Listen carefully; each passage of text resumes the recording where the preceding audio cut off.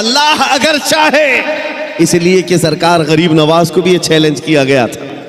आपको एक पुजारी ने कहा था, वो आग जलाए बैठा था, गरीब नवाज ने कहा कि ज़रा इसमें हाथ डाल दो, जिसकी इबादत करते हो ये तो तुम्हारा खुदा है। उसने कहा इसमें हाथ कैसे डालेंगे, ये तो जलाएगी। कहा जिसकी इबादत करते हो वो खुद तुमको जलाएगी। कितने सालों से इबादत कर रहे हो? कहा मेरे बाप दादा सब इसी की इबादत करते आए, हम इस आग को बुझने नहीं देते। कहा फिर हाथ डालो। उस पुजारी ने कहा कैसी बेवकूफ़ी की बातें हैं, आग का काम है जलाना, ये मंतिक के साथ हमारे साथ खेल ना करो, हमें गुमराह ना करो, क्या तुम डाल सकते हो? सरकार गरीब नवाज ने कहा मैं तो इसकी इबादत नहीं करता, लेकिन जिसकी पैदा की हुई है उसकी इबादत करता। आग का मालिक अल्लाह है।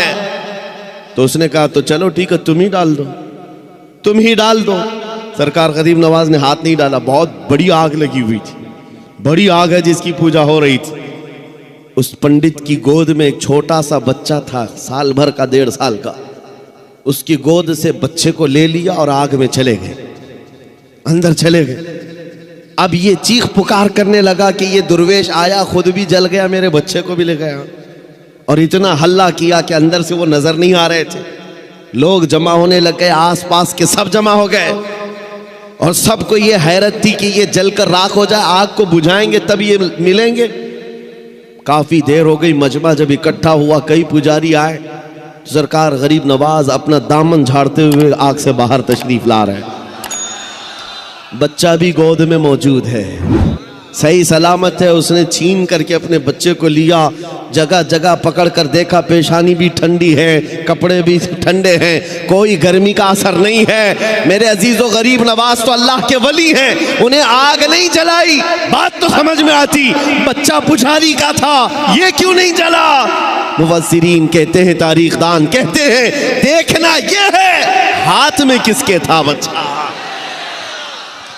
इसीलिए हम कहते हैं ख्वाजा का दामन, गौस का दामन, अरे जहां हाथ लग जाए उस पर आग नहीं लगती।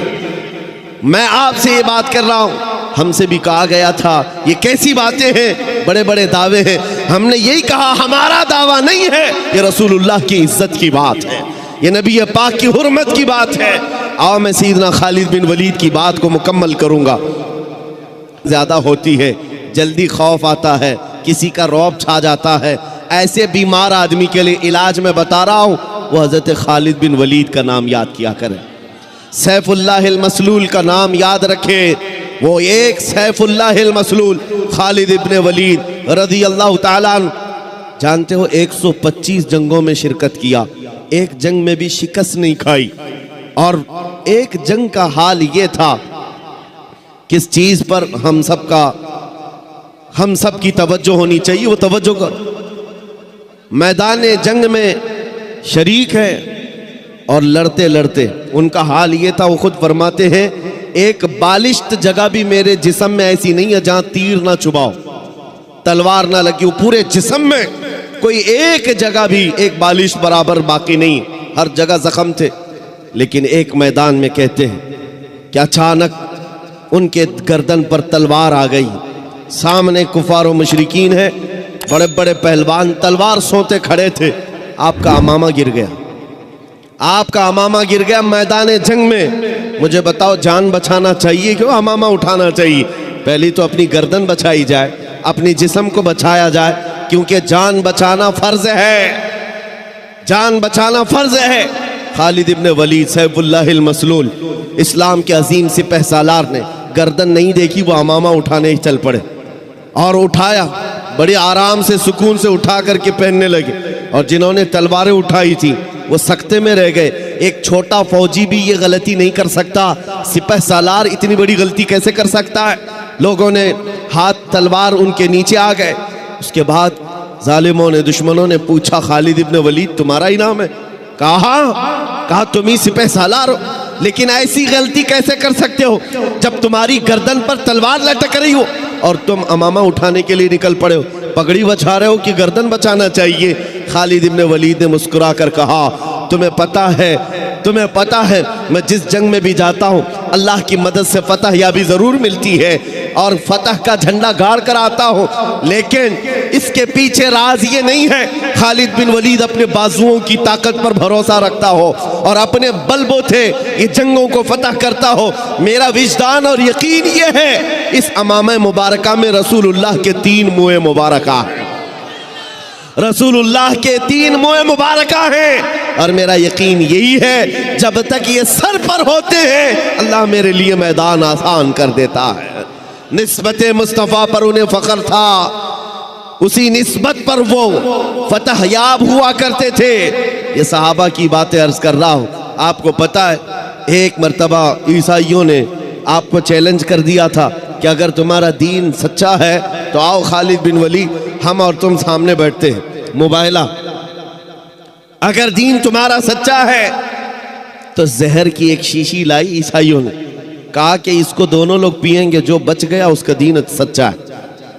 और ये झूठे लोग इस तरह से कभी आगे आ भी नहीं सकते, चैलेंज तो कर लेंगे लेकिन आ नहीं सकते। खालिद बिन वलीद को जब ये कहा गया और वो जहर ऐसा था कि अगर चमड़ी पर भी लग जाता तो चमड़ी जल के निकल जाती, और उस जहर को पीने की बात थी। सामने बड़े बड़े पादरी बैठे हुए थे, उन्होंने सोचा था कि डींग मार लेंगे, लेकिन उन्हें पता नहीं है मोहम्मद अरबी का शेर है, नबी करीम सल्लल्लाहु अलैहि वसल्लम के गुलाम हैं। ये जिस तरफ निकल गए तूफान और आंधियों ने भी रुख मोड़ लिया है, समंदरों ने रास्ते दे दिए हैं, दो नीम इनकी ठोकर से दहरिया व सहरा। ये इकबाल ने कहा था पहाड़ उनकी हैबत से राई, सिमट कर पहाड़ उनकी हैबत से राई। खालिद बिन वलीद ने कहा आ जाओ सामने आ जाओ, बैठते हैं, मैं तैयार हूं इस बात के लिए कि जहर हम भी पिएंगे, तुम भी पी लेना, जो बच जाए उसका दीन हक है। लेकिन मुकाबले के लिए जैसे ही सामने आए, जहर की शीशी रखी हुई है, बहुत खतरनाक जहर है, चमड़ी पर भी लग जाए तो जल करके निकल जाए। आपसे कहा गया उठाओ और पी लो। तो हजरत खालिद बिन वलीद ने कहा दोनों की तरफ से पीना है, लेकिन उन्होंने कहा नहीं पहले आप करेंगे। हमेशा बातिल डरता है और उसको शक ही तो है, हक होने का यकीन नहीं है जितना ईमान वाले को होता है। ईमान वाले को होता है। मुझे कुछ लोगों ने कहा था आपने आग में कूदने की बात की है, गुस्ताखे रसूल के खिलाफ। आग का काम है जलाना, तासीर है, कैसे होगा? मैंने कहा ये मैंने अपनी ताकत के बलबूते नहीं कहा, रसूलुल्लाह की इज्जत के बल।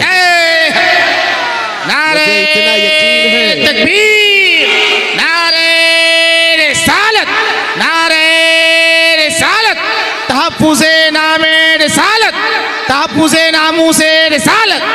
मुझे इतना यकीन है आग का काम है जलाना, वो जलाएगी, हर एक को जलाएगी। लेकिन ये भी मेरा अकीदा है कि जब तक रब की मंशा ना होगी दुनिया की कोई आग असर भी ना कर सके। ये भी मेरा ईमान है।